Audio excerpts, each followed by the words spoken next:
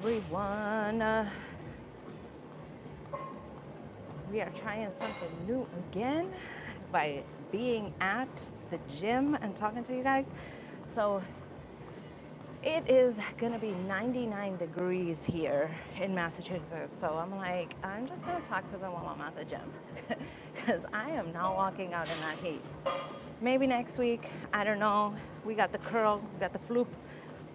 So we are just going to be talking today. So today's topic is how to know what to do in life.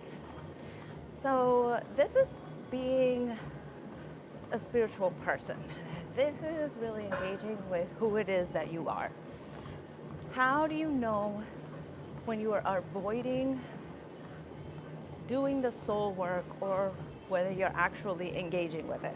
How do you know whether you are doing soul work unnecessarily? How do you know what is the right thing to do? So I'm going to give you guys the setup, and this is a totally fictitious, not real, maybe a little real. Okay, this is how I would operate before. So let's say you prepare a meal. You make a nice dinner for your partner, your husband, your wife. You make a nice meal, you cook, you set up the table, you serve them, you eat, you clean up the table, you clean the kitchen, you do the dishes. And then at the end of the meal, you're like, man, why didn't they help? Why didn't they, do the dishes? Like, I cook, you clean. Why did I have to do it all? Okay, so that's the scenario. Now, there can be a few different scenarios that could have also transpired. The first is you cook the meal, you serve, you tell them, hey, can you clean up? And they clean up. Great.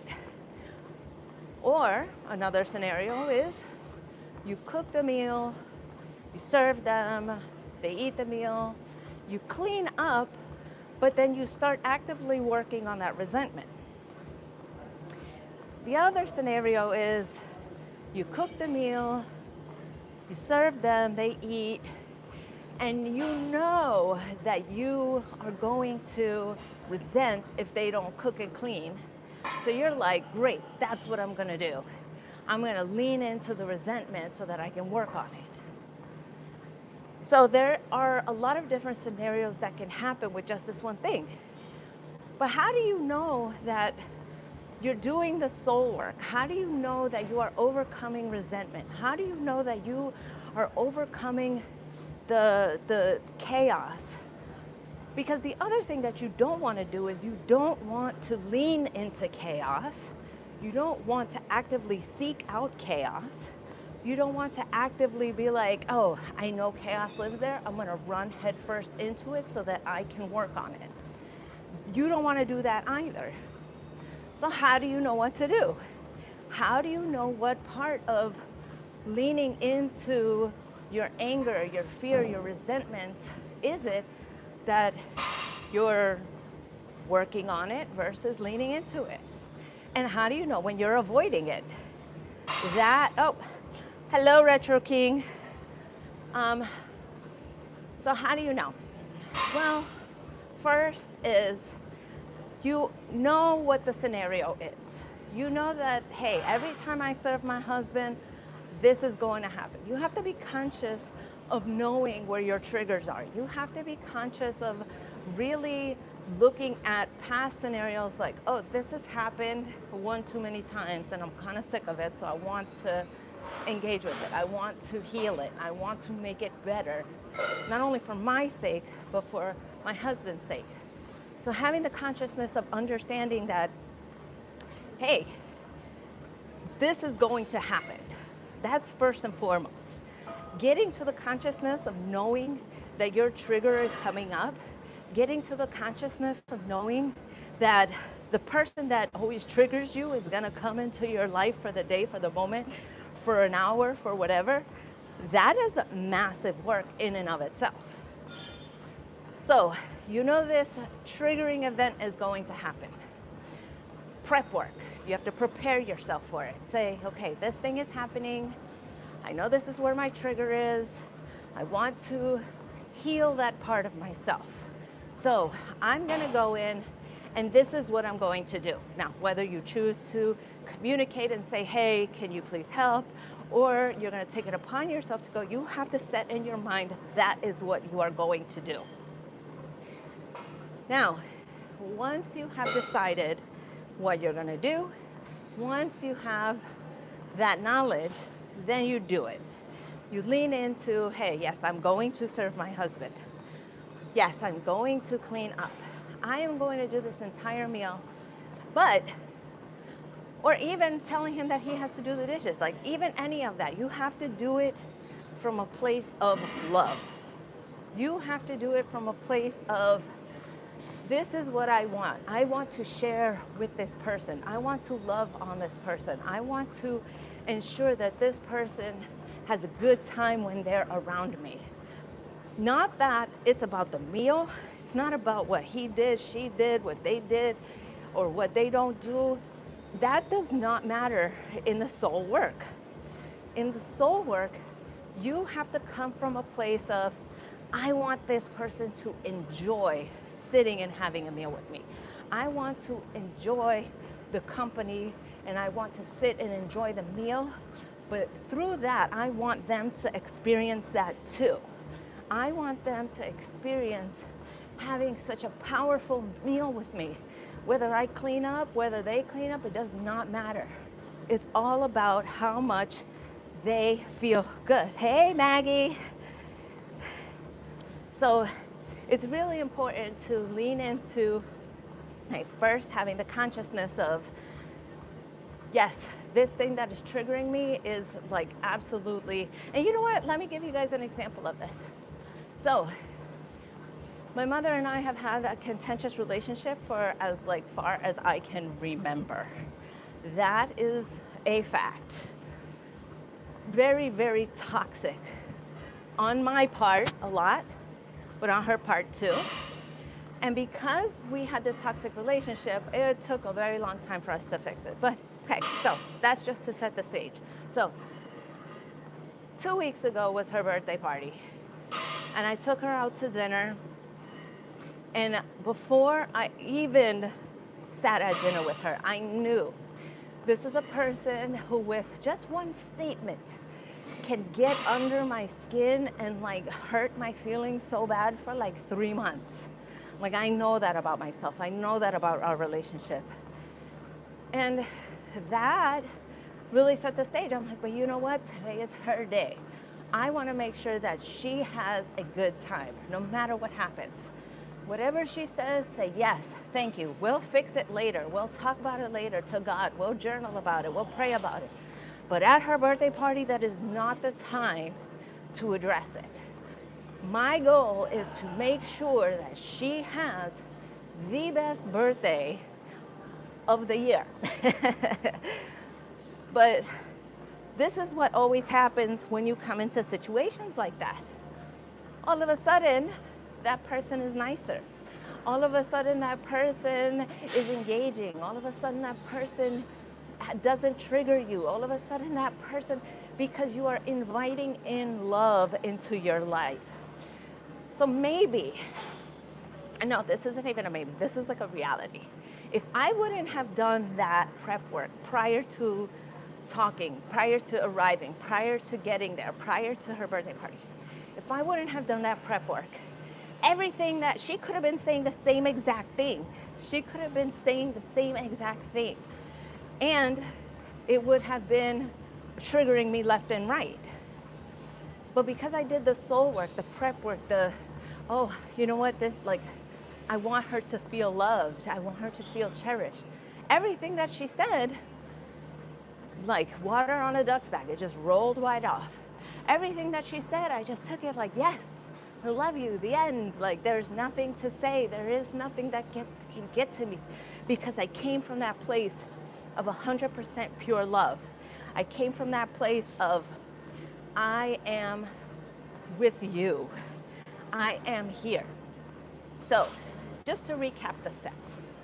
1, have the consciousness that the thing is going to trigger you. Have the consciousness that this thing is coming up. Have the consciousness of, you know what, this scenario, I always get resentful for. This is just something that I know about myself. And look at your life in the past. Look at the time before that. It's like, how many times have you gone through this scenario? How many times have you been through this?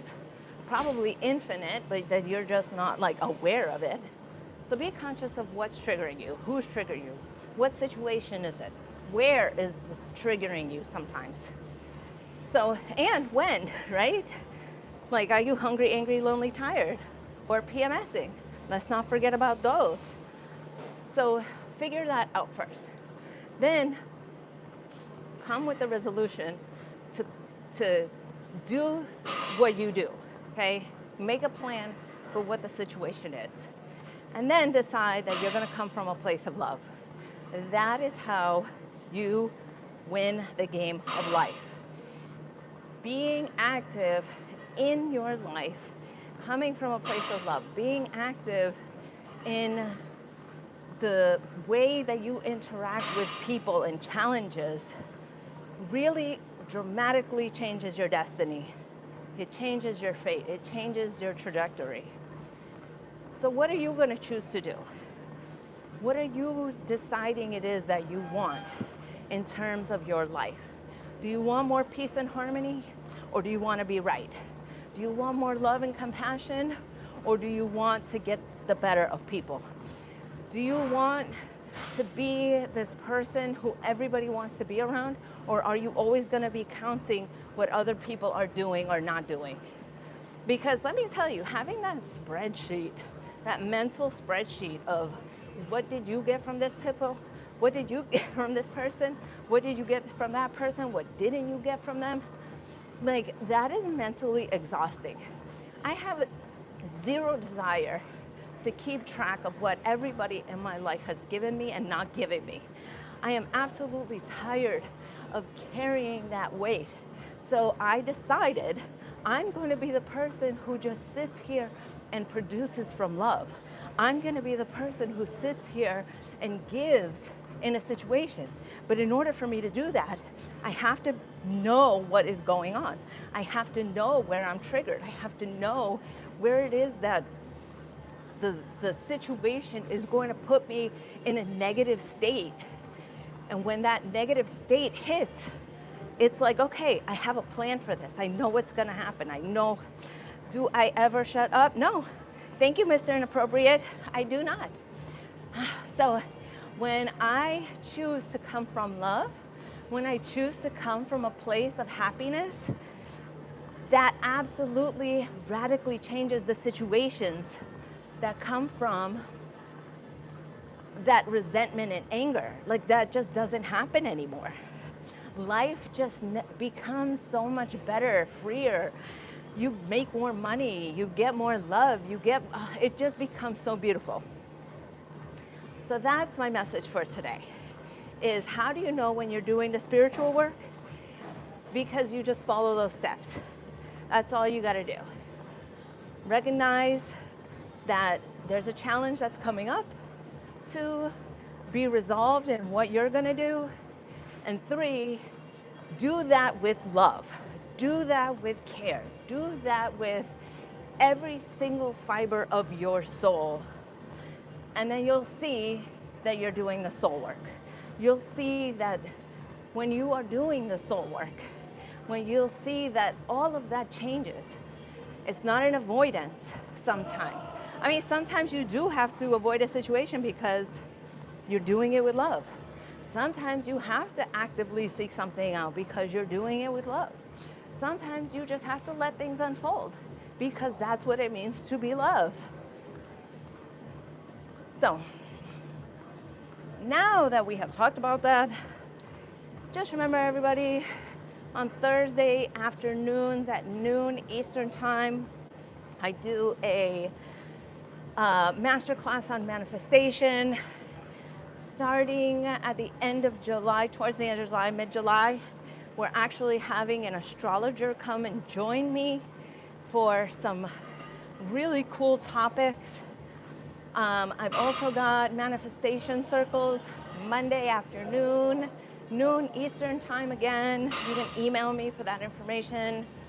I also have my interviews with other coaches on Tuesdays and just a whole bunch of stuff. I've got loads of stuff for you guys.